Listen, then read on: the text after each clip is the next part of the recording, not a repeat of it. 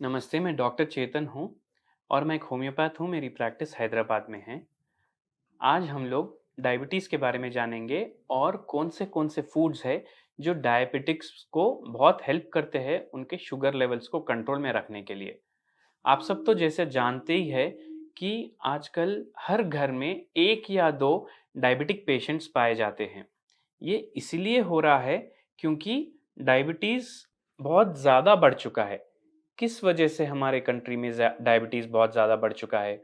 देखिए, एक तो हम लोग जो रोटी खाते या फिर जो चावल खाते, इसमें बहुत ज़्यादा शुगर की मात्रा रहती एंड अगर हम लोग रेगुलरली यही कंज़्यूम कर रहे हैं, तो हमारे बॉडी में एक तरह से टाइप 2 डायबिटीज़ आने के चांसेस धीरे-धीरे डेवलप होते हैं। And over the period of years जब आप आपके मिड 30s में रहते या अर्ली 40s में रहते, डायबिटीज़ स्टार्ट हो जाता।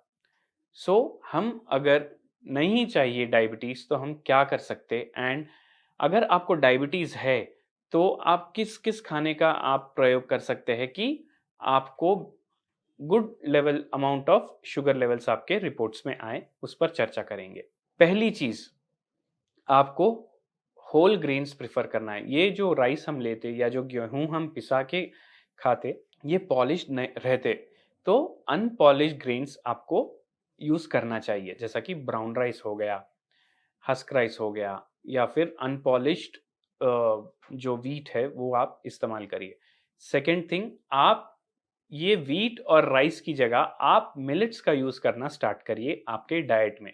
जैसा रागी है, जवारी है एंड देन कोर्रेल्लू हम तेलुगु में बोलते हैं, वो है।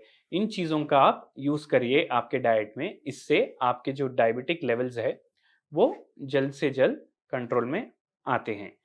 एंड आपको इसके बाद ये भी जानना ज़रूरी है कि हमको राइस एंड व्हीट क्यों अवॉइड करना चाहिए। देखिए, राइस में 70% जो आप कंज्यूम कर रहे राइस, उसमें 70% बाय वेट शुगर रहता, यानी कार्बोहाइड्रेट रहता। एंड जो रोटी रहती व्हीट की, उसमें भी 70% कार्बोहाइड्रेट रहता।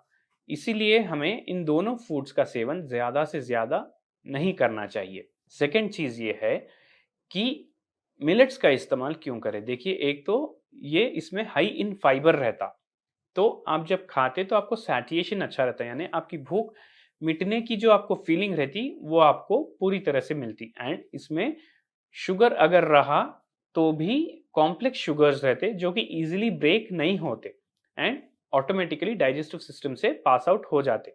तो ये वेट लॉस में भी आपको बहुत हेल्प करता एंड वेट लॉस में हेल्प करने के कारण ये आपके शुगर लेवल्स को भी बहुत जल्दी कंट्रोल में ला लेता।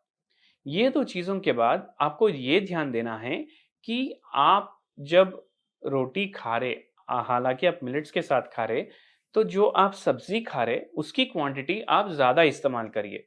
क्योंकि जो सब्ज़ी रहती, उसमें सिर्फ़ 5% तक ही आपको शुगर्स मिलेंगे।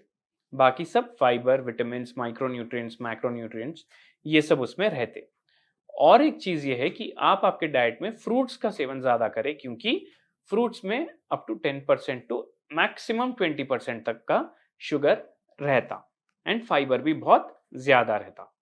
एंड ये कुछ चीज़ें हो गई जो आप आपके डाइट में चेंजेस कर सकते हैं। इसके साथ-साथ शुगर कब आ सकता, और जब आपकी फिजिकल एक्टिविटी नहीं रहती, नींद नहीं रहती, आपको स्ट्रेस रहता लाइफ में एंड जेनेटिक कॉज़ भी बहुत बड़ा कॉज़ है। आपके फैमिली में अगर शुगर है या फिर आपको अगर शुगर है, तो आप फिजिकल एक्टिविटी पे ज़्यादा ध्यान दीजिए। मेंटल टेक्निक्स, मेंटल एक्सरसाइजेस जो कि रिलैक्सेशन टेक्निक्स रहते, उस पे भी ध्यान दीजिए, क्योंकि जब माइंड हेल्दी रहता, तो बॉडी भी ऑटोमेटिकली उसको हेल्दी बनाने में माइंड बहुत ज़्यादा योगदान देता। एंड रिलैक्सेशन टेक्निक्स के बाद आप मेडिटेशन कर सकते, आप इसके साथ योगा कर सकते, ब्रिस्क वॉक 100 किलोमीटर्स का टारगेट लगाइए 1 महीने में, ये भी बहुत हेल्प करेगा आपको। पब्लिक ट्रांसपोर्ट यूज़ करें so that you will have some physical activity. अगर आप सेडेंटरी लाइफ़स्टाइल जी रहे, तो वो ज़्यादा से ज़्यादा अवॉइड करने की कोशिश करिए।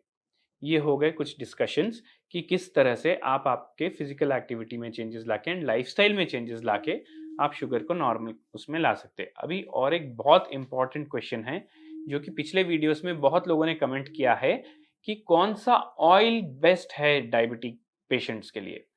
तो देखिए, एक हो गया एवोकाडो ऑयल। एवोकाडो ऑयल, हालांकि आपको लगता होगा एवोकाडो का ऑयल भी होता है क्या? जी हाँ, एवोकाडो का ऑयल आपको मिलेगा। इसमें अगर आप कुकिंग करके खाएंगे आपका खाना जो आप डेली खाते, तो आपको आपके शुगर लेवल्स कम करने में बहुत ज़्यादा हेल्पफुल रहता। इसमें मोनो अनसैचुरेटेड फैट्स रहते, हाई इन विटामिन ई रहता, जो कि शुगर लेवल्स को कम करने में बहुत ज़्यादा लाभदायक रहता। और एक ऑयल है कोकोनट ऑयल। ये आपको इजीली अवेलेबल रहता एंड इससे भी जो फैट्स रहते, मोनो अनसैचुरेटेड फैट्स, वो इसमें ज़्यादा रहते और ये भी शुगर की क्वांटिटी को कम करने में आपके ब्लड में बहुत ज़्यादा हेल्पफुल रहता। अगर आपको परमानेंटली शुगर कम करना है तो आप वो भी ये सब करते हुए भी कर सकते हैं एंड साथ में अगर आप होम्यो ट्रीटमेंट लेंगे तो बहुत जल्द ही आपको शुगर पूरी तरह से आपके बॉडी में खत्म हो जाती।